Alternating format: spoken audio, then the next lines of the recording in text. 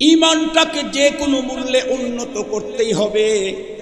ঈমানের ভিতরে কিঞ্চিত পরিমাণে কোনো জার্ম আর কোনো ভেজাল যাতে দুনিয়ার কেউ ঢুকাইতে না পারে, এজন্য সজাগ থাকতে হবে। আমাদের দেশে যেই লোকের বেশি টাকা বাড়িতে, সেই লোকের রাত্রে কিন্তু ঘুম হয় না। কেন? যে কোনো মুহূর্তেই কোনো দুষ্কৃতিকারী আক্রমণ করতে পারে। আমাদের প্রত্যেকটি মুমিনেরও ঘুম না হওয়ার দরকার। কেন? যে কোনো মুহূর্তেই আমার ঈমান কোনো বাতিল আক্রমণ করে নিয়ে যেতে পারে। এই জন্য বর্তমান সময়ে আমার কথা বলছি না, কিন্তু বাংলাদেশের মুত্তাফাক আলাই বুজুর্গ ছিলেন মুহাম্মদুল্লাহ হাফিজি রহমাতুল্লাহি আলাই। প্রেসিডেন্সিয়াল নির্বাচন করেছিলেন বটগাছ মার্কা। উনি বলেছিলেন নূহ পয়গম্বরের সময় আল্লাহর আযাব আর গজব থেকে মুক্ত থাকার জন্য কিস্তি ছিল বন্ধুরা, আমার জাহাজ ছিল একটা। আর এই জামানায় কোনো মানুষ আল্লাহর আযাব গজব থেকে মুক্ত থেকে আল্লাহর জান্নাতে যাওয়ার জন্য জাহাজ হলো দুইটা। একটা হলো আল্লাহর ঘর মসজিদ, আর একটা হলো নবীর বাড়ি মাদ্রাসা। এই মাদ্রাসা মসজিদের সঙ্গে যারা সম্পর্ক রাখবে তারাই আল্লাহর আযাব গজব থেকে মুক্তি পেয়ে জান্নাতে যাবে। সত্যি এই দুইটার সঙ্গে যাদের সম্পর্ক নাই, এই যুগে মানুষগুলি তাদের ঈমানকে ধরে রাখা বড় কঠিন। এজন্য আপনাদেরকে বলতে চাই, আমরা আমাদের সন্তানদেরকে সর্বপ্রথম যেই কাজটা করাবো, সন্তানদের বেলায় নিজেদের ফ্যামিলির ভিতরেও যেই কাজটা করাবো, সেটা হলো সর্বপ্রথম দরকার হলো আমার ঈমানটাকে সুন্দর করা। ছোট্টবেলায় আমরা যখন ছোট ছিলাম তখন মর্নিং মক্তবের ভিতরে ওই যে গ্রামের মুন্সি, ওই যে মহল্লার মুন্সি, উনি কিন্তু আমাদেরকে কয়েকটা সবক পড়াইতেন। কি সবক পড়াইতেন? আমানতু বিল্লাহি কামা হুয়া বিআসমাইহি ওয়া সিফাতিহি ওয়া কাবিলতু জামিআ আহকামিহি ওয়া আরকানিহি। আরো কি পড়াইতেন? আমানতু বিল্লাহি ওয়া মালাইকাতিহি ওয়া কুতুবিহি ওয়া রুসুলিহি ওয়াল ইয়াউমিল আখিরি ওয়াল কদরি খাইরিহি ওয়া শাররিহি মিনাল্লাহি তাআলা ওয়াল বা'থি বা'দাল মাউত। যতদূর পর্যন্ত আওয়াজ দেয় করজোরে অনুরোধ করে বলবো, কথাগুলি একটু শুনবেন। মক্তবে ছোট্টবেলায় যা পড়েছিলাম, কারো বয়স 70 হয়ে গেছে, কারো বয়স 80 হয়ে গেছে। ছোট্টবেলায় মাত্র কয়েকটা স্লোগান দিয়েছিলাম, আজ পর্যন্ত সেই স্লোগানের উপরে আমরা আমাদের জীবন উঠাইতে পারলাম না। ছোট্টবেলায় ছোট্ট কয়েকটা স্লোগান দিয়েছিলাম, আমানতু বিল্লাহ ওয়া মালাইকাতিহি ওয়া কুতুবিহি ওয়া রুসুলিহি ওয়াল ইয়াউমিল আখির ওয়াল কদরি খাইরিহি ওয়া শাররিহি মিনাল্লাহি তাআলা ওয়াল বা'সি বা'দাল মাউত। এই 6টা কথার উপরে 80 বছরেও দাঁড়াইতে। ছোট্টবেলায় পড়েছিলাম আমানতু বিল্লাহ, ভালো করে বুঝবেন। আমার প্রথম ঈমান হলো আল্লাহর প্রতি।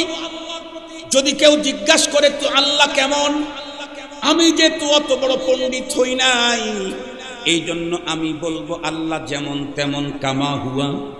যদি আমাকে বলে আল্লাহর হাত আছে নাকি, আমি যদি আলেম হই তাহলে বলবো ইয়াদুল্লাহি ফাওকা আইদিহিম। কোরআনে পাকে আয়াত আছে আল্লাহর হাত তোমাদের হাতের উপরে। কিন্তু যদি জিজ্ঞাসা করে আল্লাহর হাতটা কি আমাদের মতো নাকি কার মতো, তাহলে আমি চুপ করে থাকবো কেন? এটা আমি জানি না। কোরআন যতটুকুন বলছে অতটুকুন বিশ্বাস করি, এর চাইতে বেশি বলতে পারি না। তুমি আর আমি যদি আল্লাহর হাত কেমন, পা কেমন, এগুলি নিয়ে যদি ভাবতে যাই, আমি তো ছোট্ট একজন মানুষ। তামাম পৃথিবীতে নাম করা বিশ্বমানের দার্শনিক ছিলেন হযরতে শেখ সাদি রহমাতুল্লাহি আলাইহি।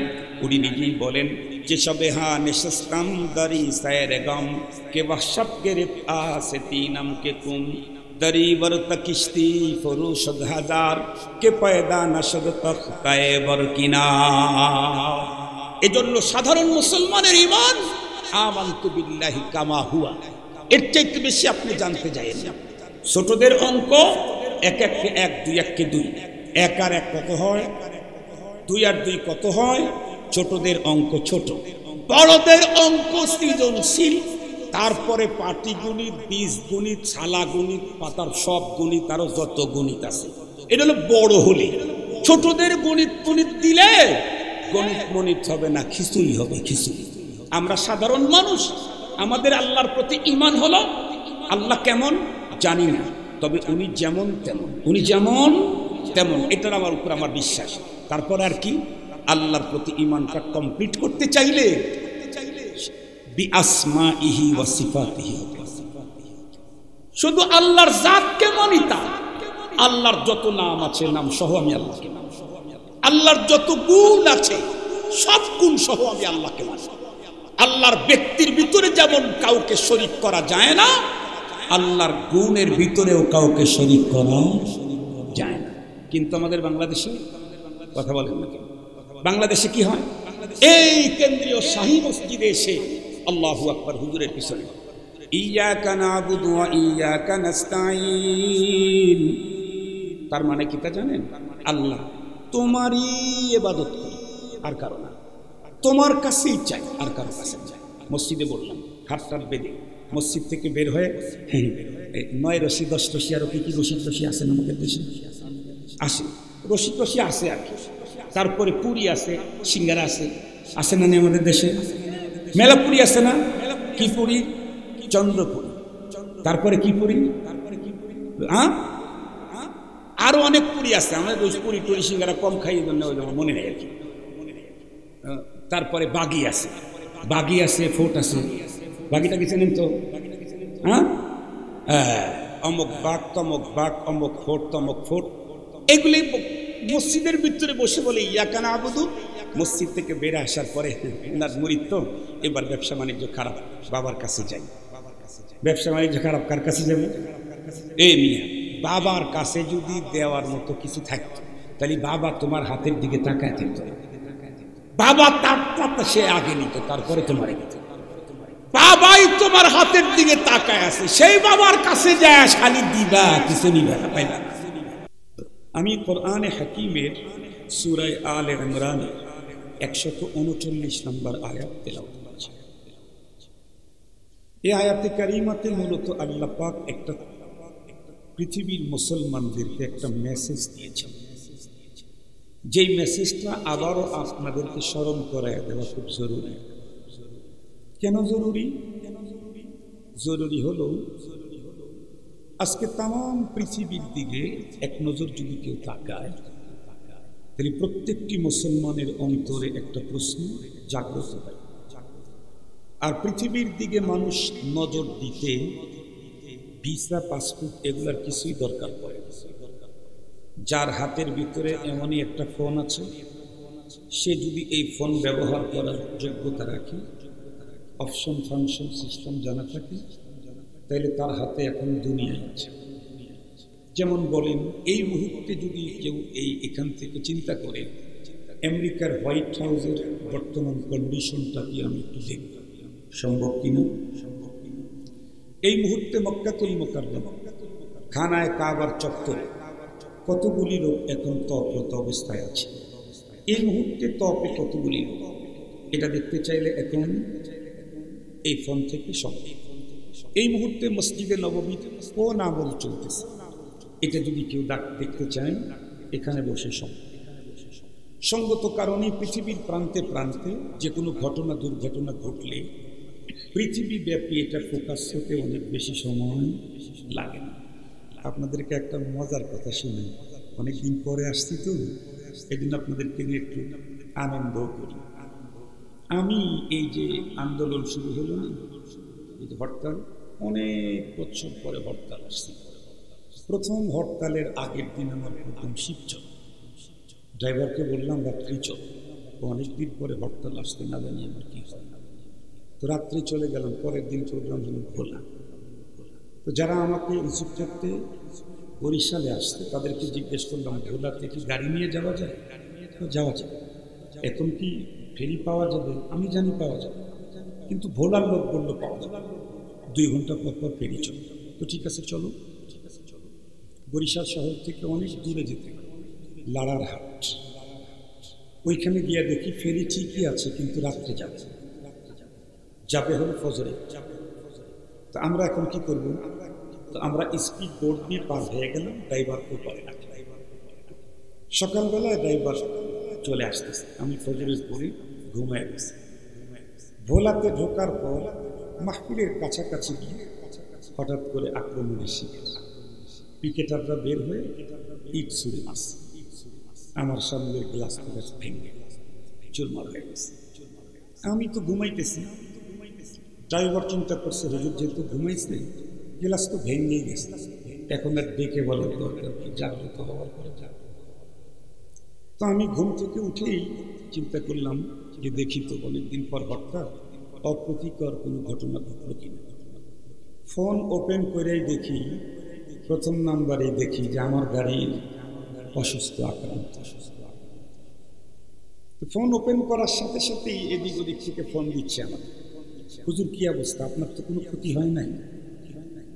আমি তখন চিন্তা করলাম, দেখেন বিজ্ঞানের আবিষ্কার কি করেছে, আমার গাড়ি আক্রান্ত হয়েছে আমি জানার আগে সারা দুনিয়া জেনে ফেলেছে। আমার গাড়ি যে ভেঙে গেছে আমি জানার আগে সারা দুনিয়া জেনে ফেলেছে। দেশ থেকে বিদেশ থেকে এ ডিস্ট্রিক্ট ও ডিস্ট্রিক্ট থেকে ফোন দিয়েছে। এই কথাটা বলার উদ্দেশ্য হলো তথ্য প্রযুক্তির এ যুগে, বিজ্ঞানের চূড়ান্ত উৎকর্ষ সাধনের এই যুগে পৃথিবী এখন মানুষের হাতের মুঠোয়। সঙ্গত কারণেই দুনিয়ার মেসেজ আমাদের সবারই কম বেশি জানা আছে। যতটুকু জানেন তা থেকে আপনারা আমাকে বলেন, আজকের পৃথিবীতে কোনো দেশেই মুসলমান নিরাপদে নিশ্চিন্তে একটা দিন একটা রাত কাটাতে পারে কোনো ভাবনা কোনো চিন্তা নেই, এমনকি পৃথিবীতে আছে? আমাদের দেশ থেকে শুরু করে মক্কা মদিনা থেকে শুরু করে ইল্লা মাশাআল্লাহ দুই একটা ব্যতিক্রম, সবগুলোর অবস্থা হলো এই, 24 ঘন্টাও কোনো মুসলমান নিশ্চিন্তে নিরাপদে পেরেশানি মুক্ত সময় কাটাবার সুযোগ নেই। বিশেষ করে যারা ধর্মকর্ম বেশি মানতে চায়, অরিজিনাল দ্বীনের উপরে চলতে চায়, এদের তো ঝামেলা পিসি ঝামেলা। যারা একটু আধুনিক ইসলাম মানতে চায় তাদের কিছু সুবিধা আছে, যারা আধুনিক ইসলাম মানতে চায় তাদের কিছু সুবিধা আছে, কিন্তু যারা অরিজিনাল দ্বীনের উপরে চলতে চায় পৃথিবীতে তাদেরকে টেনশন পিসি ছাড়ে। তাম দুনিয়ার কথা বাদ দিলাম, আজকের প্যালেস্তাইনের কি কন্ডিশন? প্যালেস্তাইনের কন্ডিশন হলে গাজাতে ইসরায়েলিদের আক্রমণ, বাবার এক হাত চলে গেছে, সন্তানের 2 পাই চলে গেছে। বাবার যে এক হাত নাই, আর একটা হাত দিয়ে তার কলিজার টুকরা সন্তান 2 পা নাই, তাকে বাঁচাবার জন্য তখনও ছুটে চলছে পাগল। কিন্তু কোথায় চিকিৎসা নেই? হাসপাতালগুলা তো এখন মাটির সাথে মিশিয়ে দিয়েছে আক্রমণ করে। কোনো হাসপাতালে কোনো রোগীর জীবন নিরাপদ না এবং পর্যাপ্ত সার্ভিস সেখানে দেওয়ার কোনো সুযোগই নেই। এক পর্যায়ে আহত পিতা, অঙ্গহীন এক হাতবিহীন পিতা 2 পা বিহীন সন্তানকে নিয়ে হাসপাতালের কর্নার পর্যন্ত যেতে যেতে 2 জনই আল্লাহর ডাকে সাড়া দিয়ে দুনিয়া ছেড়ে চলে। এ পৃথিবীতে সবচেয়ে ওজন হলো কোনো বাবার কাঁধে সন্তানের জানাজা। এর চাইতে বড় ওজন পৃথিবীতে আর, হিমালয়ের চাইতে বড় ওজন কোনো বাবার কাঁধে সন্তানের জানাজা। কিন্তু আমরা কি দেখছি, গাজাতে তো বাবা তার 2 হাতে 2 মাসুম শহীদ বাচ্চার লাশ নিয়ে পথ চলছে। 2 হাতে 2 শহীদ বাচ্চা, মাসুম, কোনো অপরাধ নাই, কোনো গুনাহ নাই, যাদেরকে হত্যা করা পৃথিবীর কোনো ধর্মের বৈধতা তো নাই, পৃথিবীর কোনো মানবতা সম্পন্ন মানুষও এটাকে সাপোর্ট করতে পারে।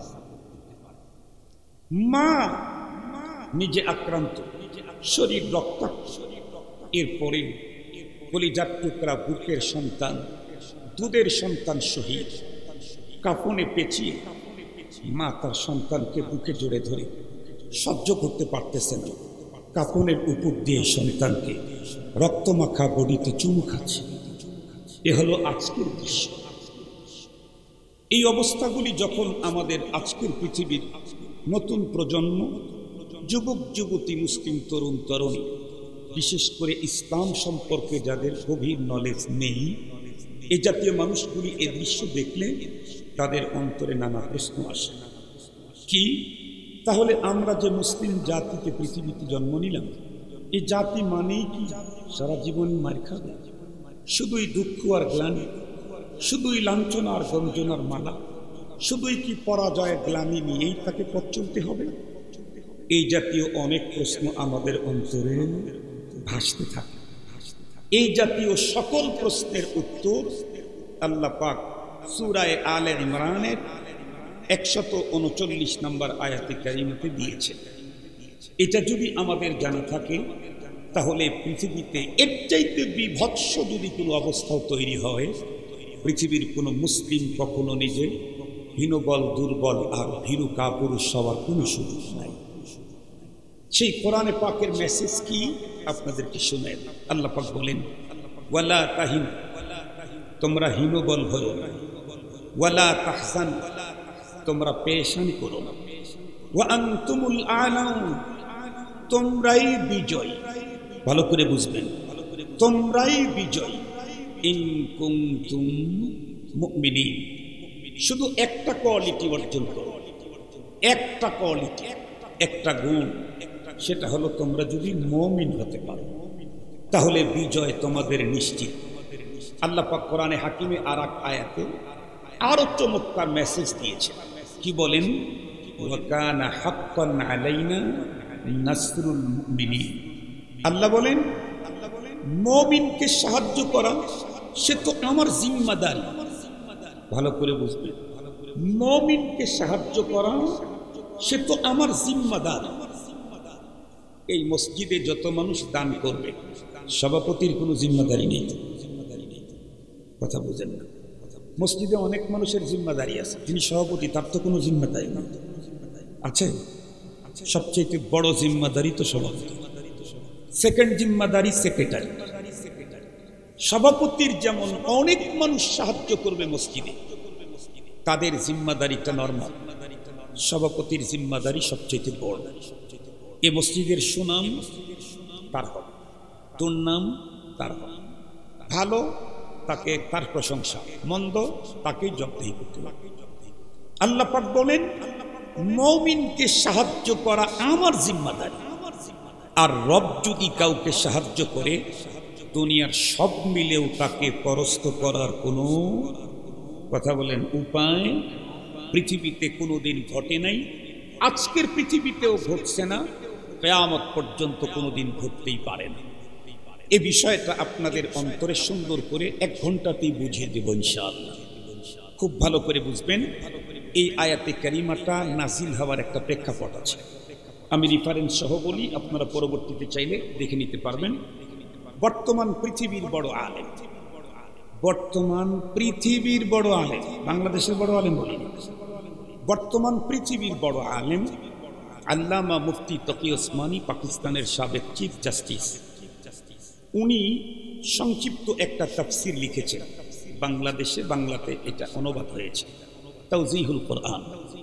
তাওজিহুল কোরআন এই তাফসিরে সূরা আলে ইমরানে 139 নম্বর আয়াতে কারিমাতে, এটা আপনারা গুগলে ঢুকেও বের করতে পারবেন। 139 নম্বর আয়াতে কারিমার তাফসির খুলে দেখেন, এই আয়াতটা আল্লাহ পাক কখন নাজিল করলেন তার প্রেক্ষাপট লিখেছেন। আমরা প্রত্যেকেই জানি, আমাদের বিশ্ব নবীজির চাইতে উন্নত চরিত্রের অধিকারী মানুষ পৃথিবীতে আল্লাহ আর সেকেন্ড আর এক পিস তৈরি করেন, তো পৃথিবী পাবে কেন? নবীজির চাইতে উন্নত চরিত্রের অধিকারী মানুষ পৃথিবীতে ছিল না। সেই নবীজি স্বয়ং নিজে বানাফসে নাফিস সশরীরে অনেক যুদ্ধে অংশগ্রহণ করেছেন। যে যুদ্ধগুলিতে নবীজি সশরীরে অংশগ্রহণ করেছেন, তার মধ্যে এক প্রসিদ্ধ যুদ্ধের নাম ওহুদের যুদ্ধ, গজওয়ায়ে ওহুদ। এই যুদ্ধে নবীজি সশরীরে ফিল্ডে ছিলেন। সঙ্গত কারণেই ইসলামের জিহাদকে জঙ্গিবাদ আর সন্ত্রাসী বলার কোনো সুযোগ কোনো মুসলমানের নাই। কোন মুসলমান যদি জিহাদকে জঙ্গিবাদ আর সন্ত্রাসবাদ বলে যদি সে ক্রিটিসাইজ করে, আর ওই লোকটা যদি কাবা শরীফের ইমামও হয়, তারপরেও তার ঈমান থাকবে। কাবা শরীফের ইমাম হলেও ঈমান থাকবে। মুহতারাম হাজিরিন, ইসলামে জিহাদ আছে, কিয়ামত পর্যন্ত থাকবে। আমাদের প্যালেস্তাইনের মুসলমানেরা যুদ্ধ করছে, আল্লাহ পাক তাদেরকে বিজয় দান করেন। আমিন বলেন, আমিন বলেন। বিশ্ব নবীজি যুদ্ধে গেলেন ওহুদে। এক নজর তাকায় দেখে, যারা হজ করতে গেছেন আমি জানি, প্রত্যেকটি মানুষ হজের সফরে ওহুদের যুদ্ধে পাহাড়গুলা মাঠগুলা দেখে আসে, যারা হজ করতে যায়। তো নবী আলাইহিস সালাম দেখলেন একটা টিলা, এই দিক থেকে পিছন দিক থেকে শত্রু দল যে কোনো মুহূর্তে আক্রমণ করতে পারে। এই জন্য নবী আলাইহিস সালাম সর্বপ্রথম 50 জন এক্সপার্ট তীরান্দাজ বাহিনীকে ওই জায়গায় দাঁড় করে দিলেন। সেই 50 জনের প্রধান করলেন আব্দুল্লাহ ইবনে জুবাইর রাদিয়াল্লাহু আনহু। বললেন, আমরা যুদ্ধে হারি আর পারি, কোনো অবস্থাতেই তোমরা এই জায়গা ত্যাগ করবা। বাস, এরপরে নবীজি রণাঙ্গনে ঢুকে পড়লেন। যুদ্ধ শুরু হল। শত্রু দলের ভিতরে প্রতিশোধের আগুন ভয়ঙ্কর ভাবে জ্বলতেছে। কেন? কিছুদিন পূর্বে এক যুদ্ধে তাদের শোচনীয় পরাজয় হয়েছে। এজন্য আজকে লাঠি সোটা অস্ত্রশস্ত্র শক্তি বল তখনকার প্রযুক্তি যা ছিল সবকিছু সমৃদ্ধ করে আজকে এসেছে পূর্বের প্রতিশোধ নেওয়ার জন্য। কিন্তু রব্বুল আলামিনের মেহেরবানিতে ওরা যখন যুদ্ধে নামলো, কিছুক্ষণ যুদ্ধ চলতে না চলতেই এমনটাই পরাজয় হলো ওদের, ভয়ঙ্কর শোচনীয় লজ্জাজনক পরাজয়। কেমন? শেষ পর্যন্ত রণাঙ্গন ছেড়ে যে চলে যাচ্ছে, অনেক সম্পদ সাথে করে নিয়ে আসছে, এগুলি কেউ আর নিয়ে যেতে পারে না। সম্পদের দিকে হাত বাড়ালে জীবনটাই এখানে পড়ে যাবে। এজন্য সব সম্পদ রণাঙ্গনে রেখে শুধু জীবনটাকে নিয়ে পালিয়ে চলে গেছে। দেখতে দেখতে পুরা রণাঙ্গন ফাঁকা, একটা শত্রুর শও নাই। মুসলমান তো খুব আনন্দ, খুব মজা, তাদের রেখে দেওয়া গনিমতের মালগুলা তারা চয়ন করা শুরু করছে। উপর থেকে 50 জন তাকায় তাকায় দেখতেছে, কিরে সবাই গনিমতের মাল চলতেছে, শত্রু একটাও নাই পুরা এরিয়াতে, তাহলে আমরা এখানে থাকবো কেন, আমরাও যাই। ওরা যখন যাইতে চাইলেন, আমির তখন উত্তর করলেন যে না না না, তোমরা এখন যেও না। কেন? নবীজি আমাদেরকে এখানে থাকতে বলেছে। তারা বলতেছে, ভাই নবীজি তো আমাদেরকে চিরকালের জন্য এখানে থাকতে বলেন। নবীজি বলছেন যুদ্ধ চলাকালীন অবস্থাতে হারি আর পানি তোমরা এখান থেকে সরবা, যুদ্ধ তো শেষ, শত্রুর সওদাই এলাকা। তারপরেও আমির যিনি ছিলেন উনি বললেন না, নবীজির যতক্ষণ পর্যন্ত নির্দেশনা না আসবে সরাব, আমি এখান থেকে সরব না। ওনার সাথে অল্প কয়েকজন থাকলেন আর সবাই নিচে চলে আসলেন। নিচে চলে আসলে শত্রু দল চলে যাচ্ছে। দেখেন, আমরা ছোটবেলায় কিন্তু কিছু মারামারি করছি না, চাচাতো ভাইয়ের সাথে, ফুফাতো ভাইয়ের সাথে, প্রতিবেশীর সাথে, 2-3টা কিল টিল বক্সিং টক্সিং খায়া ভাইগা যখন পারতেছি না চলে আসছি, চোখ দেখ পানি ঝরে, কান দিয়ে আবার পিছনে তাকায় দেখি, মানে যদি সুযোগ এখন পাই তাহলে ওরে আস্তাবতে দিন। ওরাও সবকিছু রেখে চলে যাচ্ছে, কিন্তু মাঝে মাঝে তাকায় দেখে কোনো একটু সুযোগ পাই নাকি। এক পর্যায়ে দেখে, কিরে এখানে 50 জন ছিল, বাহিনী নাই, হাতে গোনা 2-3 জন। এই চল চল চল, সবাইকে ডেকে প্রতিশোধের আগুন ভিতরে জ্বলতেই ছিল, এমন ভাবে আক্রমণ করলো, ওই টিলার উপরে যিনি কমান্ডার ছিলেন, প্রধান, উনি সহ দেখতে দেখতে সবাই শহীদ হয়ে গেল। ওরা তখন আস্তে নিচে নেমে আসলো। সাহাবায়ে কেরাম তো যুদ্ধের মাল চয়ন করতে খুব ব্যস্ত, তাদের কল্পনাতেই ছিল না যে এত বড় পরাজয়ের পরে আবারও সেকেন্ড টাইম এখনই আক্রমণ করতে পারে। এটা তাদের ধারণাতেই ছিল, অপ্রস্তুত ছিলেন। হঠাৎ করে পিছন দিক থেকে যখন আক্রমণ করছেন, সাহাবায়ে কেরাম অনেকটাই কেমনটা হয়ে গেছে। দেখতে দেখতে একটা একটা করে সাহাবীদের লাশ জমিনে পড়া শুরু হলো। এমনকি নবীজিকে টার্গেট করে এমন একটা আঘাত করলো, নবীজির দান তো শহীদ হলই, আঘাতের তীব্রতার কারণে নবীজি পাক্ষে জমিনের ভিতরে পড়ে গেলেন এক গর্তের ভিতরে। নবীজি যে উঠে দাঁড়াবেন এ শক্তি আর নবীজির মাথায় তখন ছিল না, এমনটা পাক খেয়ে গেছে। নবীজি যখন গর্তের ভিতরে পড়ে গেছেন, এই সুযোগে কাফেরেরা একটা শব্দ বের করে দিল, কি? আন্না মুহাম্মাদান কাদ কুতিল, যে মুহাম্মাদুর রাসূল সাল্লাল্লাহু আলাইহি ওয়াসাল্লামকে শহীদ করে দেওয়া হয়েছে। এই শব্দ যখন সাহাবীদের কানে ঢুকলো, সাহাবীরা তো এত বড় রাসূল প্রেমিক ছিলেন, নিজের জীবনের চাইতে নবীজিকে বেশি ভালোবেসেছেন। যখন শুনছেন নবী নাই, সাহাবীদের হাত থেকে মনের অজান্তেই অনেকের অস্ত্র পড়ে গেছে। নবী নাই, নবী নাই, বাস হতভম্ব হয়ে দাঁড়িয়ে আছে। কেউ তরবারিটা হাতে নিয়ে রণাঙ্গন ছেড়ে পাশে এক জায়গায় দাঁড়ালো। কার জন্য যুদ্ধ করব, কার জন্য জীবন দেব? যার জন্য জীবন দিব উনি নাই। অবস্থা খুব বেগতি। ওই সুযোগে আরো সাহাবীকে মারা শুরু করে। কিছু সাহাবী নবীজির ডান বামে যারা ছিলেন, তারা তখন বুঝতে পেরে আওয়াজ উঁচু করে দিলেন, এ নবী প্রেমিক সাহাবী, তোমরা অস্ত্র ছেড়ে দিও না, রাস্তার পাশে দাঁড়িয়ে থেকো না, দর্শকের ভূমিকা পালন করো না। নবীজি এখনো পর্যন্ত দুনিয়া থেকে বিদায় নেন নাই। নবীজি তীব্র আঘাতের কারণে মাথায় চক্কর খেয়ে পড়ে গেছেন গর্তের ভিতরে। নবীজি বেঁচে আছেন।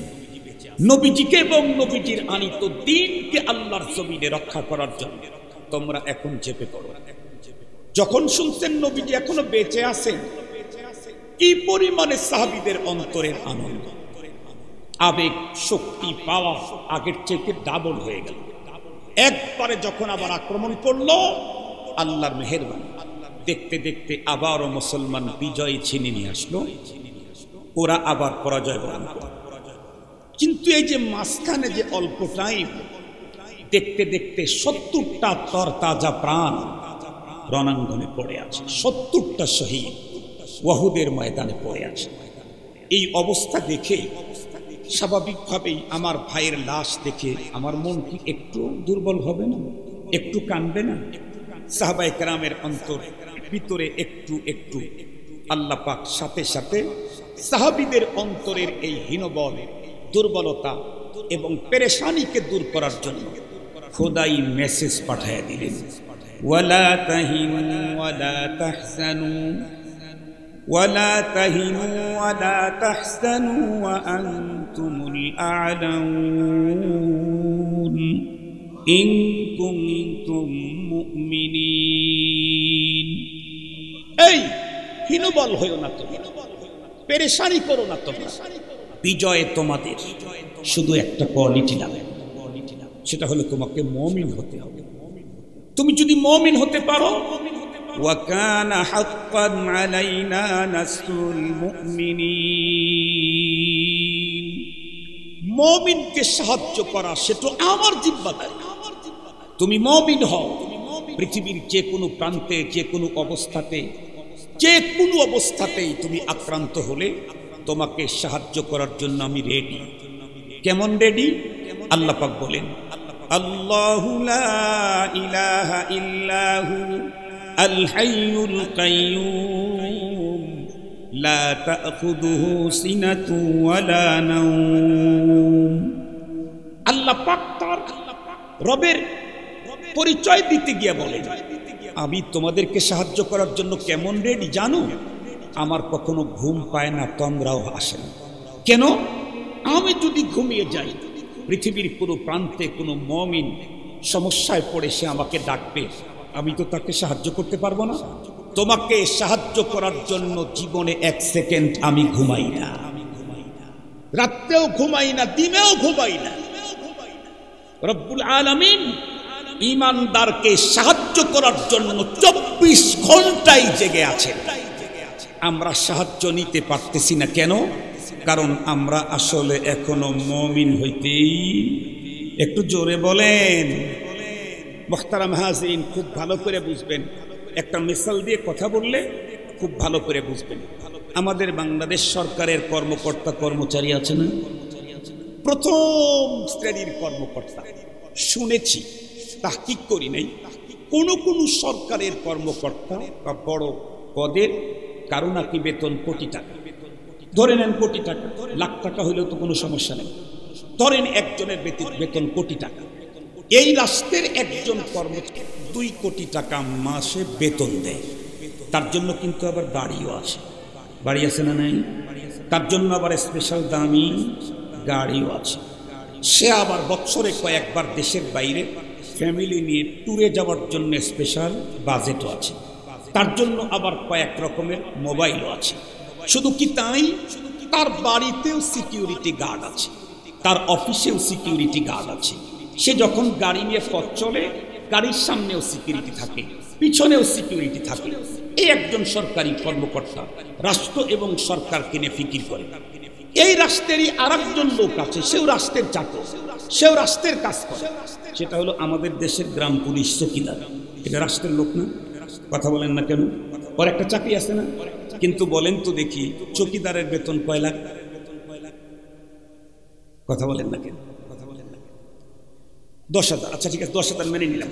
তো চৌকিদারের বেতন 10,000। তার জন্য কি বাড়ি আছে? তার জন্য গাড়ি আছে? নেই। তার জন্য সিকিউরিটি আছে? তারে দিয়ে আর একজনের সিকিউরিটি দেয়। ঠিক বললাম? তাকে সিকিউরিটি দেওয়ার সিস্টেম, তাকে দিয়ে আর একজনকে সিকিউরিটি দেয়। কেন? কারণ সে রাষ্ট্রের লোক হলে কি হবে, সে তো ডিউটি করে মাসে 3 দিন, যখন রিলিফ দেওয়া লাগে তখন, যখন ভোট আসে তখন। এছাড়া তো আর কোনো ডিউটি নেই। ও তো মাসে ডিউটি করে 3 দিন, 5 দিন, 7 দিন, সবসময় তো বাড়িরই কাজ করে, দোকানদারি করে। যখন রাষ্ট্রের প্রয়োজন হয় তখন ড্রেসটা পরে লাঠি অথবা বলেন না কেন ভাঙ্গা একটা বন্দুক ঘাড়ে নিয়ে ডিউটি করতে যায়। তোর তো 10,000 টাকাই বেতন হবে, ওর আবার সিকিউরিটি থাকবে নাকি? কিন্তু যেই লোকটা 3 কোটি টাকা বেতন, যার গাড়ি দিয়েছে, বাড়ি দিয়েছে, বাড়িতে সিকিউরিটি গার্ড আছে, গাড়ির সামনে পিছনে গার্ড থাকে, অফিসে সিকিউরিটি গার্ড আছে, সে কে? ওই ব্যক্তি, যেই ব্যক্তি 24 ঘন্টা নয়নে স্বপনে, হিল্লে হারামে, সফরে হজরে, যেখানেই থাকুক, সে রাষ্ট্র এবং সরকারকে নিয়েই গবেষণা করে। রাষ্ট্র এবং সরকারকে নিয়েই তার 24 ঘন্টার চিন্তা চেতনা, ফিকির, থিসিস, গবেষণা সব হলো তার রাষ্ট্র নিয়ে। রাষ্ট্র নিয়ে 24 ঘন্টা যে এত ফিকির করে, রাষ্ট্র তাকে সিকিউরিটি তো দিবেই, রাষ্ট্র তো তার জন্য গাড়ি দিবেই, রাষ্ট্র তো তার জন্য বাড়ি দিবেই। খুব ভালো করে বুঝবেন, আমরা সবাই মুমিন বটে, কিন্তু আমরা ওই প্রথম সারির সরকারি কর্মকর্তার মতো মুমিন না। আমাদের ঈমান হলো চৌকিদার মার্কা। কেউ 7 দিন পরে 1 দিন ডিউটি করে জুমার নামাজ। কথা বলেন না কেন? কেউ 7 দিন পরে 1 দিন ডিউটি করে জুমার নামাজে, কেউ বা প্রতিদিন 2 বার 3 বার যায়, কেউ বা সারা বছরে 2-1 বার যায়। ডিউটি দিয়েছেন মালিক অনেকগুলি, 2-1টা ডিউটি করে, আর গুলার কোনো খবর নাই। আমার মতো চৌকিদার মার্কা ইমানদারদের জন্য খোদাই মদত কপালে জমবে না। হতে হবে ওই মানের ইমানদার যে 24 ঘন্টায় আল্লাহর দ্বীনকে নিয়ে ফিকির করে, 24 ঘন্টায় রবকে নিয়ে ভাবে, 24 ঘন্টায় ধর্মকে নিয়ে ভাবে, 24 ঘন্টার জীবন রবের দেওয়া সিস্টেম অনুযায়ী চলে। আমাদের দেশে মুমিনের সংখ্যা কম নাই, কিন্তু মুমিনদের ঈমানে ভয়ঙ্কর 2 রকমের জার্ম আছে। একটা হলো নেফাক আর একটা হলো শিরিক। একটা হলো নেফাক আর একটা হলো শিরিক। ঈমানদার বহুত আমাদের দেশে, কিন্তু মুনাফিক মার্কা ঈমানদার, মুশরিক মার্কা ঈমানদার। বিশ্বাস যদি না হয়, আমি কিন্তু আগেই বলছি, আগেও যে পদ্ধতিতে ওয়াজ করেছি এখনো সেই পদ্ধতি চেঞ্জ করিনি। আমাদের বর্তমান বাংলাদেশ আগে ছিল হলো অ্যানালগ, এরপরে হলো ডিজিটাল, এখন ইনশাল্লাহ স্মার্ট বাংলাদেশ। স্মার্ট বাংলাদেশ যেহেতু, সবাই তো স্মার্টই হবে, সব স্মার্ট হয়ে গেল। হুজুররা যদি সেই অ্যানালগ থাকে তাহলে তো আর স্মার্ট বাংলাদেশ হবে না। এই জন্য এখন হুজুররাও স্মার্ট। কেমন? আপনারা আগে ওয়াজ শুনছি, এখানে তো ওই কর্নার পর্যন্ত সামিয়ানা হচ্ছে। কথা বলেন না কেন? আমরাই তো দেখেছি। জাকারিয়া ভাই আসতে এলাকার মানুষ গরুর গাড়ি, মহিষের গাড়ি, কিচ্ছু যখন আর এটা জানি ইমেজটাই ছিল অন্যরকম। চান্দাইকোনার মাহফিল মানে আর কোনো কথাই নেই। চান্দাইকোনার মাহফিল মানে যে কি আল্লাহ ভালো। আমরা তখন বেতো আমাদের সাথে পড়েছি, আমরা তখন আসতাম, দেখেছি তখন। মোহতারাম হাজিরিন, যে কথাটা বলতেছিলাম, সেটি হলো এখন তখনকার হুজুরেরা যা বলতো মানুষ তাই শুনত। এটা সহি বলছে না গলত বলছে, বকাঝকা করছে, তারপরও কিছু বলতো না। এখন তো এত সতর্কতার সাথে ওয়াজ করি, শব্দ, অবস্থান, সিস্টেম, ডিজাইন, উপস্থাপনা সব সতর্কতার সাথে। কেন? হাতে হাতে মোবাইল, হাতে হাতে মোবাইল। একটা শব্দ ভুল বলবো কোরআন হাদিসের উল্টা, কালকেই খবর হয়ে যাবে। এখন আগে তো শুধু এক সরকারের ভয়, এখন তো দুই সরকারের। বড় সরকার বিরোধী যদি হয় তাহলে জাহান্নামে যাওয়া লাগবে, আর ছোট সরকার বিরোধী হইলে জেলখানায়, শ্বশুর বাড়ি থাকা। এখন তো আরো বেশি ভয়। এজন্য এখন হুজুররা খুব স্মার্ট। এখনকার হুজুররা তো ওয়াজ যখন করে সূরার নাম্বার বলে, আয়াত নাম্বার বলে, পৃষ্ঠা নাম্বার বলে, হাদিসের নাম্বার বলে, কিতাবের নাম বলে, অধ্যায় বলে, পৃষ্ঠা বলে, হাদিসের নাম্বার বলে। তো ধরেন কোন এক মসজিদের স্মার্ট খতিব সাহেব নিয়ত করছে যে আজকের ওয়াজটা হবে পর্দা নিয়ে। পর্দার উপরে কোরআন শরীফে আছে না বয়ান, হাদিসে আছে না? উনি সুন্দর করে কোরআন হাদিস, কোরআন হাদিস, কোরআন হাদিস সাজায় নিয়ে গেছে। কিন্তু আল্লাহর কি কাম, ওনার মসজিদের যিনি মোতাওয়াল্লি, ওনার ফ্যামিলির যতগুলি মেয়ে আছে, ওনার ওয়াইফ থেকে শুরু করে একেবারে বৃদ্ধা থেকে শুরু করে টাটকা জামান, একজনও পর্দা তো দূরের কথা, বোরকা হিজাব তো দূরের কথা, মেয়েলি পোশাকই পরে না, সবাই পরে প্যান্ট শার্ট। এমন ফ্যামিলি বাংলাদেশে আছে না নাই? পুরা ফ্যামিলির সব মেয়ে প্যান্ট শার্ট পরে, হাজার হাজার ফ্যামিলি আছে, হাজার হাজার। তো সবাই প্যান্ট শার্ট পরে, যারা প্যান্ট শার্ট পরে তারা আবার হিজাব আর জিলবাব কি পরবে। এখন মোতাওয়াল্লি যেহেতু উনি যদি 1 ঘন্টা পরেও আসে, তার জন্য জায়নামাজটা আগেই বিছানো থাকে। আর আমাদের দেশের অনেক মসজিদ, আমাদের মসজিদের কথা বলি নেই, অনেক মসজিদের তো মোতাওয়াল্লি যারা হয়, সভাপতি সেক্রেটারি যারা হয়, তারা তো মনে করে যে ইমাম সাহেব, মুয়াজ্জিন সাহেব এত আমাদের টাকায় বেতনে চলে, এই জন্যে এরা আমাদের কাজ করে, আমরা দিই তাই তাই খারাপ খায়, তাই তারা তাদের জীবন চলে, আমরা না দিলে তো চলবে না, মরে না। এই জন্য ভাবটা ওইরকম দেখা চলে। আলহামদুলিল্লাহ আমার জীবনে এরকম মসজিদ আল্লাহ আমার নেয় নেই। ঢাকাতে যে গেছি তারপরেও আলহামদুলিল্লাহ ওই নেয় নেই। চান্দাইকোনাতে তো আলহামদুলিল্লাহ অনেক সম্মান দিয়েছে অনেক। আমি ইমাম হওয়ার পরেও, খতিব হওয়ার পরেও আমাকে উপদেষ্টা কমিটির চেয়ারম্যান করে রেখেছিলেন ওনারা। এজন্য ওনাদেরকে আন্তরিক ধন্যবাদ। আমি অনেক জায়গায় বলি যে খতিবকে উপদেষ্টা কমিটির চেয়ারম্যান, আমার সিরাজগঞ্জের লোকেরা আমাকে এই সম্মান দিয়েছে, এজন্য ওনাদেরকে আন্তরিক ধন্যবাদ। অনেক মানুষই এখন নাই।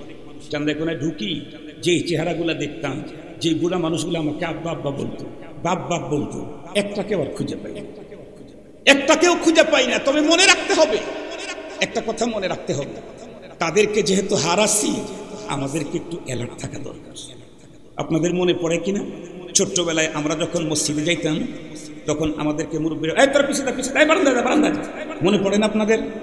আমরা একটা সময় ছিলাম বারান্দার মুসল্লি, ধীরে ধীরে আগাইতে আগাইতে এখন পিছে থাকলেও কোথায় পাঠায় দেয়, মুরব্বী আপনি সামনে যান। সামনে যাইতে যাইতে যেহেতু ইমামের একদম পিছের কাতার পর্যন্ত চলে গেছি, এখন আমাকে সজাগ থাকতে হবে। কেন?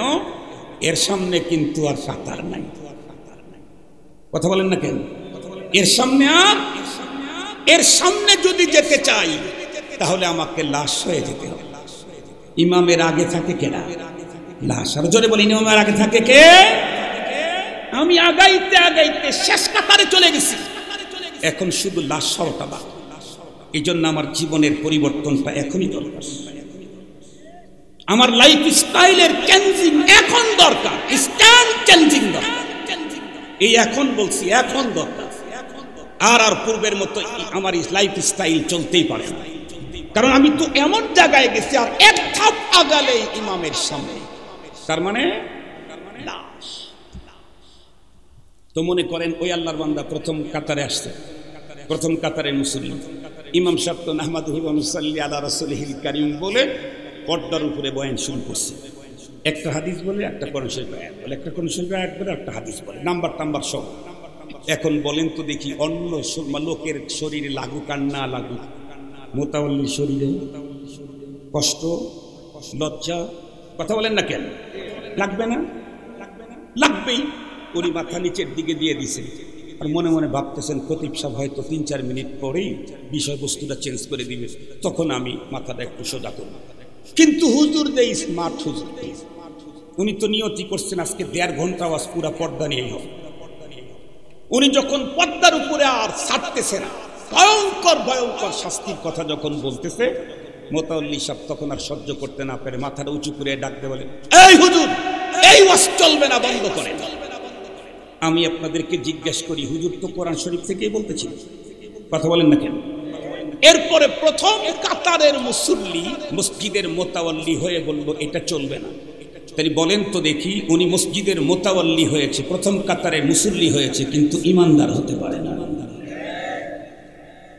বাংলাদেশের প্রথম কাতারের মুসল্লিরও ইমান নাই, হাজার হাজার আছে, হাজার হাজার আছে। এদেশের মানুষ মনে করে আমি মসজিদে যাই, মাদ্রাসায় টাকা দেই, আমার আমলে মসজিদ 5 তলা হলো, আমি 50 কোটি টাকা দিয়ে মসজিদ বানায় দিলাম, হুজুরদেরকে এই দিলাম ওই দিলাম, বাবার দরবারে গরু পাঠাইলাম, জান্নাত তো আমার জন্য পার্সেল করে পাঠিয়ে দিবে খোদায়। অপেক্ষা করেন, অপেক্ষা করেন, পার্সেলই দিবে, পার্সেলই দিবে। অত সহজ নয় মুসলমান।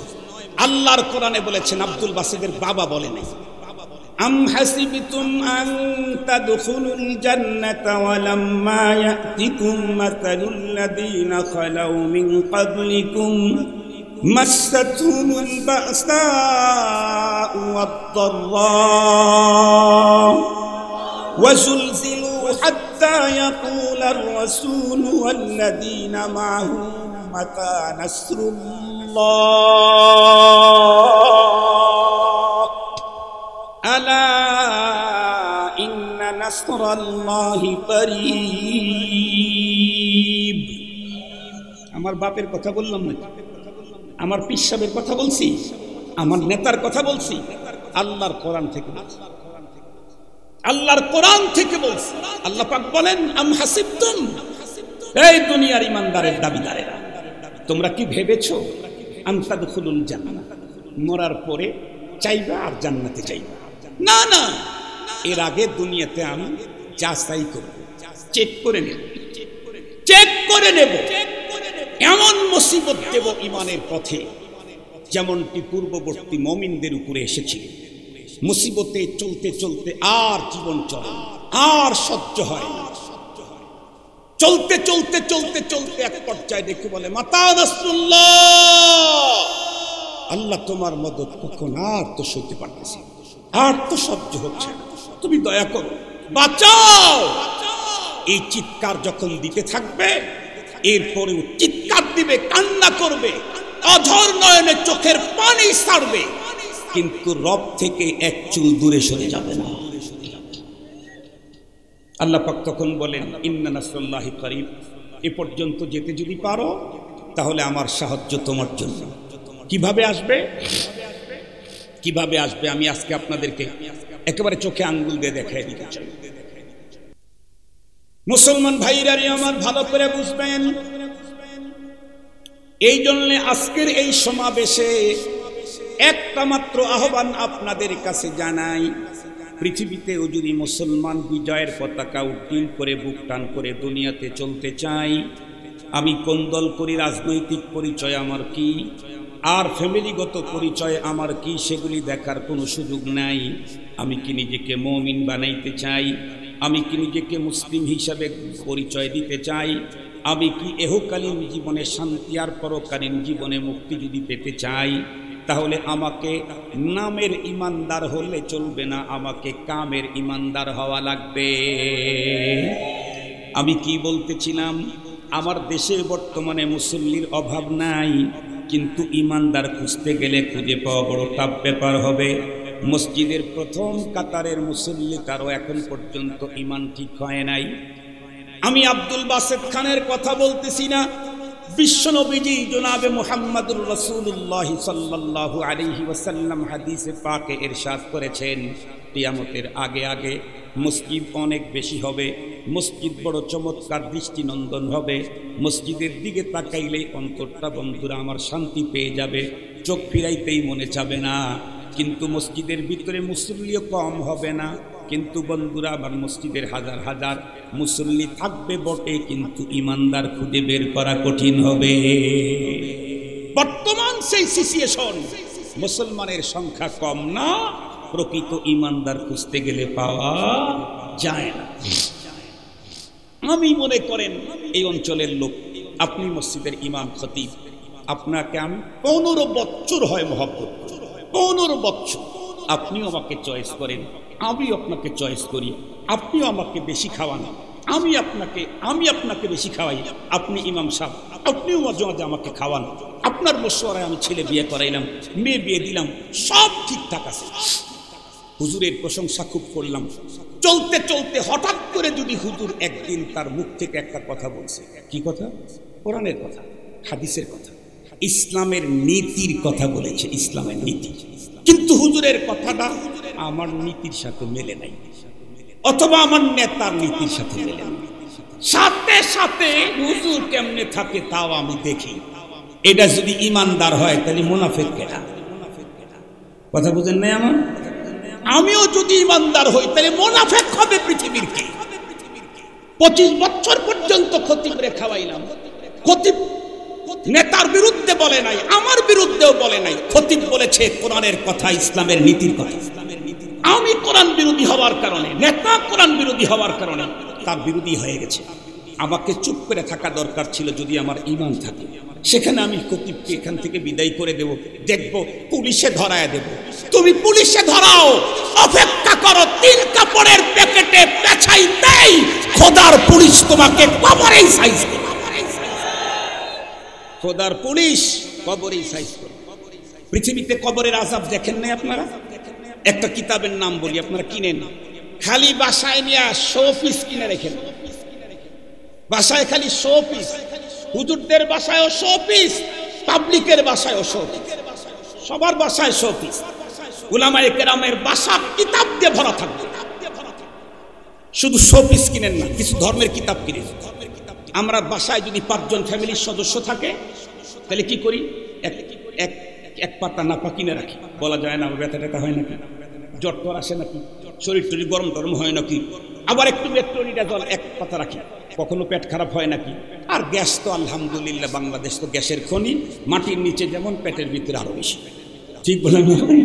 বাংলাদেশ তো গ্যাসের খনি, মাটির নিচে যা আছে পেটের ভিতরে আরো আছে, আমার আরো বেশি। এই যে আমি এখানে বসে বসে শুধু ডেক সারতেছি, খুব বেশি একটা খাইছি যে ভাইয়ের বাসায়, তাও না।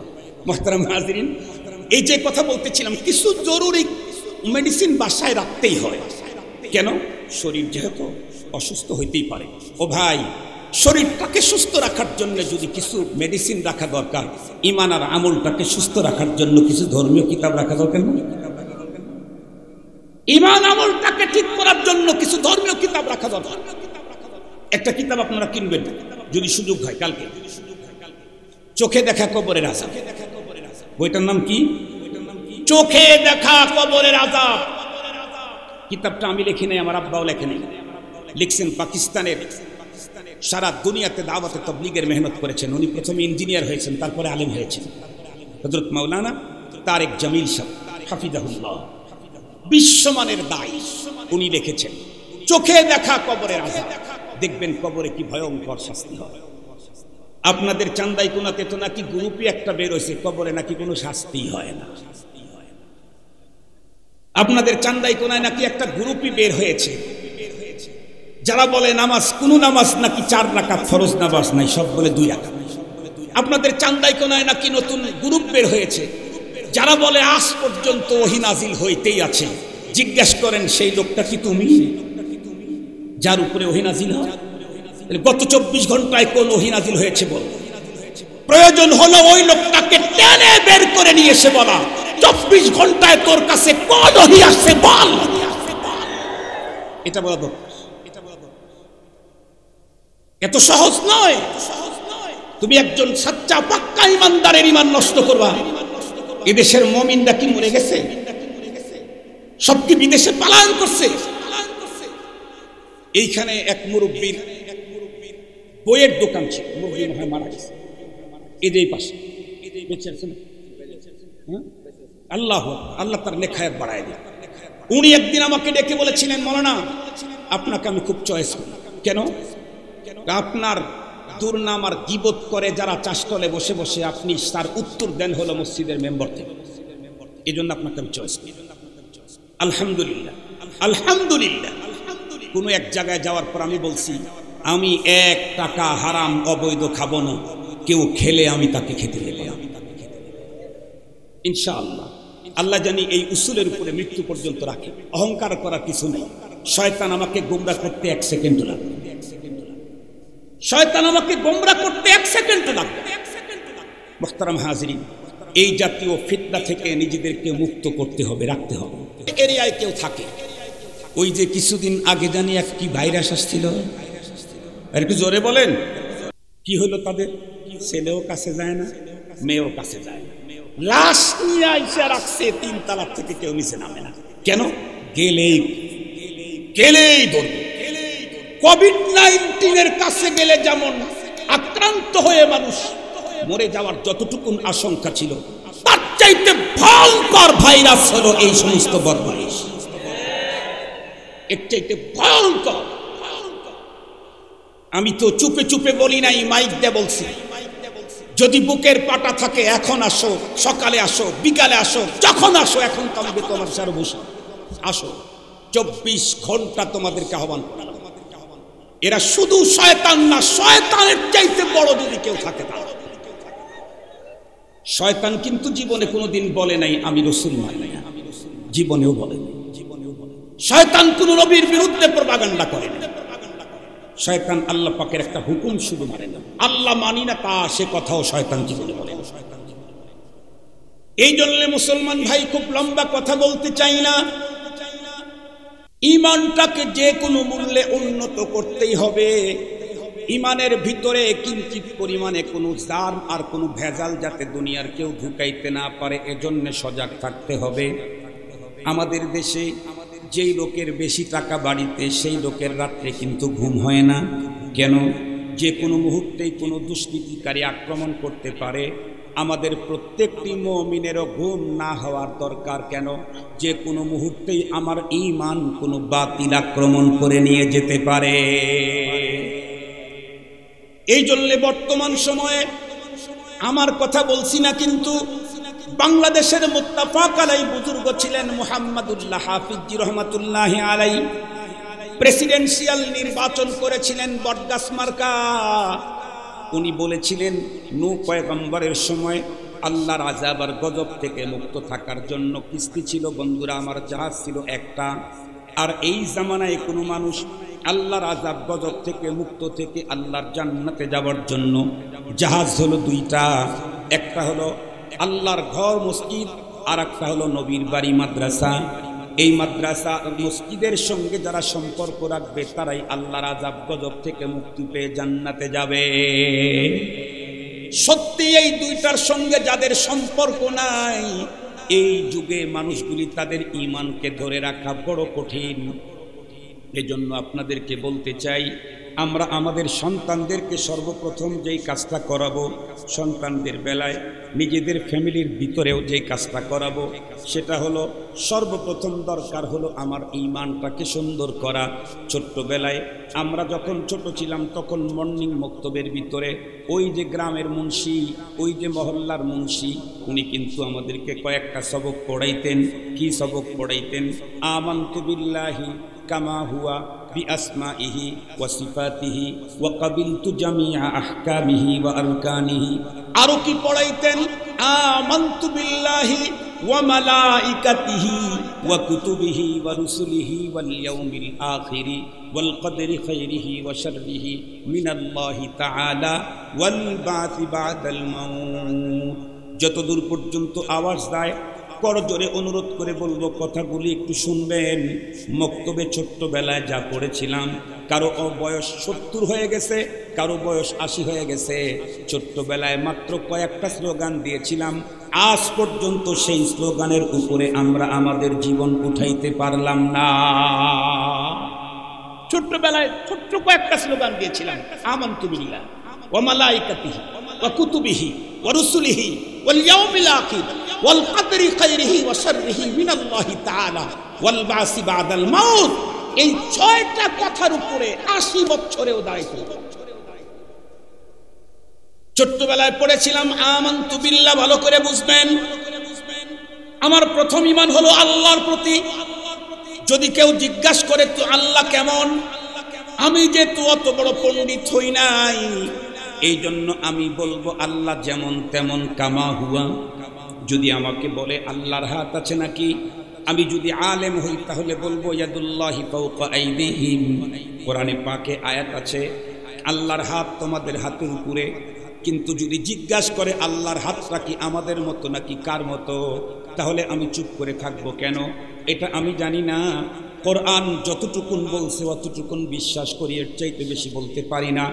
তুমি আর আমি যদি আল্লাহর হাত কেমন, পা কেমন, এগুলি নিয়ে যদি ভাবতে যাই, আমি তো ছোট্ট একজন মানুষ। তামাম পৃথিবীতে নাম করা বিশ্বমানের দার্শনিক ছিলেন হযরতে শেখ সাদি রহমাতুল্লাহি আলাইহি। উনি নিজেই বলেন যে সবে হা নিশস্তাম দরি সায়রে গম কে ওয়াহশব কে আসে তিনম কে কুম দরি বরত কিস্তি ফরুশদ হাজার কে পয়দা নশদ তখতায়ে বরকিনা।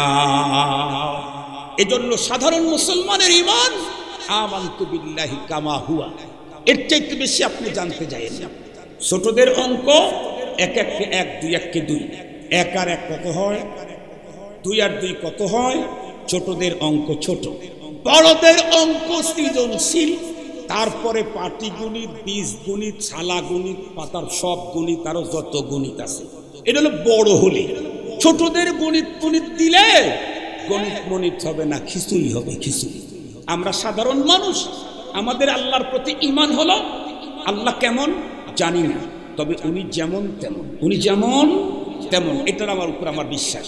তারপর আর কি, আল্লাহর প্রতি ঈমানটা কমপ্লিট করতে চাইলে বিআসমাইহি ওয়া সিফাতিহি, শুধু আল্লাহর জাতকে মানি। তা আল্লাহর যত নাম আছে নাম সহ আমি আল্লাহকে মানি। আল্লাহর যত গুণ আছে সব গুণ সহ আমি আল্লাহকে মানি। আল্লাহর ব্যক্তির ভিতরে যেমন কাউকে শরীক করা যায় না, আল্লাহর গুণের ভিতরেও কাউকে শরীক করা যায় না। কিন্তু আমাদের বাংলাদেশে কথা বলেন না কেন, বাংলাদেশে কি হয়, এই কেন্দ্রীয় শাহী মসজিদে এসে আল্লাহু আকবার হুজুরের পিছনে ইয়াকা নাবুদু ওয়া ইয়াকা নাস্তাঈন, তার মানে কি তা জানেন? আল্লাহ তোমারই ইবাদত করি আর কারো না, তোমার কাছেই চাই আর কারো কাছে চাই। মসজিদে বললাম হাতটা বেঁধে মসজিদ থেকে বের হয়ে 9 রশি 10 রশি আরো কি কি রশি টশি আছে না আমাদের দেশে, আসে রশি টশি আছে আর কি। তারপরে পুরি আছে, সিঙ্গারা আছে, আছে না আমাদের দেশে? মেলা পুরি আছে না? কি পুরি? চন্দ্রপুরি। তারপরে কি পুরি? হ্যাঁ, আরো অনেক পুরি আছে। আমাদের পুরি টুরি সিঙ্গারা কম খাইয়ে জন্য মনে নেই আর কি। তারপরে বাগি আছে, বাগি আছে, ফোট আছে। বাগিটা কি চেনেন তো? হ্যাঁ, অমুক বাঘ, তমক বাঘ, অমুক ফোট, তমক ফোট, এগুলি মসজিদের ভিতরে বসে বলে ইয়াকা নাবুদু। মসজিদ থেকে বেড়ে আসার পরে ওনার মুরিদ তো এবার ব্যবসা বাণিজ্য খারাপ, বাবার কাছে যাই। ব্যবসা বাণিজ্য খারাপ, কার কাছে যাবে? এই মিয়া, বাবার কাছে যদি দেওয়ার মতো কিছু থাকতো তাহলে বাবা তোমার হাতের দিকে তাকায় থাকতো। বাবা তার সে আগে নিত, তারপরে তোমার নিত। বাবাই তোমার হাতের দিকে তাকায় আছে, সেই বাবার কাছে যায় শালি দিবা, কিছু নিবা না, পাইবা। আমাদের মাদ্রাসার একজন হুজুর আছে, জোর হুজুর, বেতুয়ার হুজুর। এলাকায় মাঝে মাঝে খাসি টাসি হারায় যায় না, ছাগল টাগল হারায় না, ছাগল হারানোর পরে আবার মাইকিং করে। মাইকিং, তুমি ছাগল হারানোর মাইকিং যদি আমাদের ওই হুজুরের কানে ঢোকে, হুজুর বলে দেখ দেখ লোকটা কত বড় ব্যাককেল, 5,000 টাকার ছাগল হারাইছে, ওইটা তো গেছেই, আবার 800 টাকা দিয়ে মাইকিং করে এটাও যেতেছে। বুঝলেন না কথা? কি বুঝছেন আপনারা? 5,000 টাকার ছাগল হারাইছে, ওরা তো গেছেই, আবার 800 টাকা পকেট থেকে বাইর করে মাইকিং করতেছে। তোমার ওই ছাগল আর মানুষ দিবে? এই 800 টাকা লস কেন? ও ভাই, যারা বাবার দরবারে ছাগল পাঠাই, গরু পাঠাই, মন কেমন চাউল পাঠাই, বাবা দিবে, বাবা দিবে, বাবা দিবে, বাবা দিবে না খালি নিবে। বলেন বলেন, বাবা দিবে? আরো জোরে বলেন, বাবা দিবে না খালি নিবে। এই যে দেনেওয়ালাকে, এইখানে অন্য কাউকে যদি শরীক করি তাহলে আমার ঈমান শিরিক যুক্ত হয়ে গেল। শিরিক যুক্ত ঈমান দিয়ে দুনিয়াতেও আল্লাহর মদদ পাওয়া যায় না, পরপারেও, কথা বলেন না কেন, পরপারেও মুক্তি পাওয়া যায় না। আপনাদের এলাকার কোনো একজন বড় নেতা, খুব বড় মাপের নেতা, সবাই তারে মানে, কিন্তু উনি অর্ধেক আওয়ামী লীগ করে, অর্ধেক বিএনপি করে। এখন তো নির্বাচনের সময় আসছে, কোন দল থেকে নমিনেশন পাবে? বুঝেন না আপনারা, আমার কথা বুঝেন না কিছু? অনেক বড় নেতা, অনেক বড় শিক্ষিত, অনেক বড় দাতা, কিন্তু কিছু আওয়ামী লীগ করে, কিছু বিএনপি করে, দুই দলের সাথে সম্পর্ক। উনি যখন টিকিট কিনতে যাবেন কোন দল দিয়ে যাবেন? আর একটু জোরে বলেন। তিনি দুনিয়াতে যদি দুই দলে থাকলে কোনো দলের টিকিট না পাওয়া যায়, তাহলে আমি মসজিদেও আসি, আমি মাজারেও আসি, তাহলে কোনো জায়গার থেকে কিছু পাওয়ার আশা করা যায় না। মনে থাকবে তো ইনশাআল্লাহ? এই জন্য আমাদের ঈমান হতে হবে নেফাক মুক্ত, আমাদের ঈমান হতে হবে শিরিক মুক্ত, শিরিক মুক্ত। রাজি আছি তো ইনশাআল্লাহ? খুব ভালো করে বুঝবেন, শিরিক মুক্ত আর নেফাক মুক্ত ঈমান কোথায় পাবেন, কার কাছ থেকে শিখবেন? একেবারে সহজ কথা, দুইটা গ্রুপের নাম বলে দিয়ে আমার ওয়াজ আজকে শেষ। এক নাম্বার, কিয়ামত পর্যন্ত হক্কানি রব্বানি আলেমের কাছে গেলেই শিরিক মুক্ত ঈমান, বেদাত মুক্ত আমল, নেফাক মুক্ত ঈমান আল্লাহ তাআলা মিলাবেন। আল্লাহ পাকের ওয়াদা আছে, রসুল করিম সাল্লাল্লাহু আলাইহি ওয়াসাল্লামকে দিয়ে আল্লাহ জানায় দিয়েছেন কিয়ামত পর্যন্ত একটা হক দল দুনিয়াতে থাকবে। আর নবীজি দুনিয়া থেকে চলে যাওয়ার সময় বলে গেছেন, ইন্নাল উলামা ওয়ারাসাতুল আম্বিয়া, নবীদের কাছ থেকে যা যা পাওয়া গেছে ওগুলি ওলামায়ে কেরামের কাছে আছে, ওখানে গেলে, কথা বলেন না কেন, ওখানে গেলে পাওয়া যাবে। অনেক সময় অনেক লোক তার পরিচিত এক দোকানে যায়, ভাই আপনার কাছে এই জিনিসটা, কয় ভাই আমার কাছে এই জিনিসটা আগে ছিল, এখন পাওয়া যায় না, এখন অমুক দোকানে সব পাওয়া যায়, বলে না বলে না? আল্লাহ তার রসুলকে দিয়ে জানায় দিয়ে গেছেন, রসুলের কাছে যা আছে এটা ওলামায়ে কেরামকে তার নায়েব বানায় দেওয়া হবে। এই জন্য ওলামায়ে কেরামের প্রতি মহব্বত রাখবেন ইনশাআল্লাহ, ওলামায়ে কেরামকে ভালোবাসবেন ইনশাআল্লাহ, দিল থেকে না মুখে মুখে। আরো জোরে বলেন, দিল থেকে না মুখে মুখে। আরো জোরে বলেন, দিল থেকে না মুখে মুখে। রব তো খালি দিল চেনে না, আর শুধু চামড়াই বুঝে। আল্লাহ মানুষের চামড়ার মুখ চেনে, অন্তর বুঝে না। আরো জোরে বলেন। সুতরাং শুধু মুখে মুখে মহাব্বত দেখায় আর কোনো লাভ হবে না, দিলে দিলে মহাব্বত করবেন আর ওলামায়ে কেরামের সাথে সম্পর্ক রাখবেন। দাওয়াতে তাবলীগ যেটা আছে, ওলামায়ে কেরামের নেতৃত্বে যেই গ্রুপটা চলে, সেই গ্রুপের সাথে ইনশাআল্লাহ আপনারা উঠা বসা করবেন, কিছু সময় দিবেন, মসজিদে বসে বসে ঈমানের তালিম নেবেন, ওলামায়ে কেরামের কাছে কাছে এসে ঈমানটাকে ঠিক করে নেবেন। আল্লাহ তাআলা ইনশাআল্লাহ দুনিয়াতেও আমি যে কোনো মুহূর্তে আক্রান্ত হলে আমার রব আমাকে সাহায্যের জন্য ঘুমিয়ে আছেন না জেগে আছেন? আরেকটু জোরে বলেন। আমার রব তো জেগে আছেন ঈমানদারকে সাহায্যের জন্য, কিন্তু আমি তো ঈমানদার হইতে পারলাম না। আল্লাহ পাক আমাদের প্রত্যেককে ঈমানদার হওয়ার তৌফিক দান করুন। ওয়া আখিরু দাওয়ানা আলহামদুলিল্লাহ। ফরজ নামাজের পর সম্মিলিত মোনাজাত কি বিদআত? নো নো নো, ফরজ নামাজের পরে সম্মিলিত মোনাজাত বিদআত নয়। কত ডজন দলিল দরকার আছে, যিনি সংশয় পেশ করেন উনি আসবেন কালকে প্রোগ্রাম বেতন মাদ্রাসায় ইনশাআল্লাহ। এই পাবলিকের সামনে আমি দলিল দস্তাবিজ দেখাইলে কি হবে? অন্ধর সামনে গিয়ে যদি আমি স্বর্ণ দেখাই, পরে নিয়ে এসে আবার কি বল ডায়মন্ড দেখাই, এরপরে নিয়ে এসে তামা দেখাই, এরপরে নিয়ে এসে যদি আমি লোহা দেখাই, অন্ধ কি করব? কথা বলেন না কেন? এই মানুষ দ্বারা আছে এখানে 100 জনের ভিতরে 99 জন হাদিস পড়তে পারেন। আপনারা হাদিস পড়তে পারবেন? হাদিস দেখে দেখে এবার পড়তে পারবেন? 99 জন পারেন। এদের সামনে হাদিস বললে কি হবে, না বললে কি হবে? আপনি যদি সংশয় মনে হয় আপনি আসেন বেতন অভ্যাস। ছেলে মেয়ে বিবাহ হওয়ার পরে ছেলে অথবা মেয়ের ডিভোর্স হয় নাই, সেক্ষেত্রে ছেলে অথবা মেয়ে বিবাহ করতে পারবে কি? আচ্ছা আমি যেটা বুঝছি সেটা বলি। মানে ছেলে মেয়ে দুইজনের বিবাহ হচ্ছে, এরা দুইজন দুজন থেকে পৃথক হয় না, এমত অবস্থায় ছেলে বিয়ে করতে পারবে না কিনা, মেয়েও বিয়ে করতে পারবে কিনা? এই তো এর একটি প্রশ্ন। ছেলের যেহেতু 4টা পর্যন্ত অপশন আছে, কয়টা পর্যন্ত? ফানকিহু মা তাবা লাকুম মিনান নিসা, مثنى وثلاث ورباع فإن خفتم ألا تعدلوا فواحدة এটা এমনি বললাম ছেলের যেহেতু 4টা পর্যন্ত অপশন আছে ছেলে তার এক স্ত্রী থাকতে আরেকটা বিয়ে করতে পারবে 2টা থাকতে আরেকটা বিয়ে করতে পারবে 3টা থাকতে আরেকটা বিয়ে করতে পারবে কিন্তু 4টা থাকতে কথা বলুন একটা তো পারবে না অর্ধেক হবে একটা তো পারবেই না অর্ধেক হবে মেয়ের যেহেতু স্বামী থাকতে আরেকটা স্বামী গ্রহণ করার সুযোগ কথা মেয়ের স্বামী থাকতে আরেকটা স্বামী গ্রহণ করার সুযোগ সঙ্গত কারণে এই প্রথম যার সাথে প্রথম বলতে যার সাথে বিয়ে হয়েছে তার সাথে ছাড়াছাড়ি হবে এরপরে ইদ্যত দিয়েছে শরীর ইদ্যত এই ইদ্যত পার হবে তারপরে সে বিয়ে করবে এর আগে যদি বিয়ে করে তার বিয়ে হবে তার বিয়ে তো বিয়ে না হলে একসঙ্গে থাকলে কি হবে জিনা হবে কি হবে বলেন ব্যভিচারী হবে জিনা হবে আল্লাহ তাআলা আমাদের সকলকে দিন খুব খুশি হলাম আপনারা উলামায়ে কেরামের কাছ থেকে জেনে নেবেন ধর্মের বিষয় ইনশাআল্লাহ আল্লাহ পাক তৌফিক দান করুক আমাদের মসজিদে আমি 1 টাকার একটা ইয়ার কি করে প্রোগ্রাম শুরু করছি বলে কি এখনো আছে আল্লাহ পরপারে আমি জান্নাত পাইতে আর আমার বেগ লাগে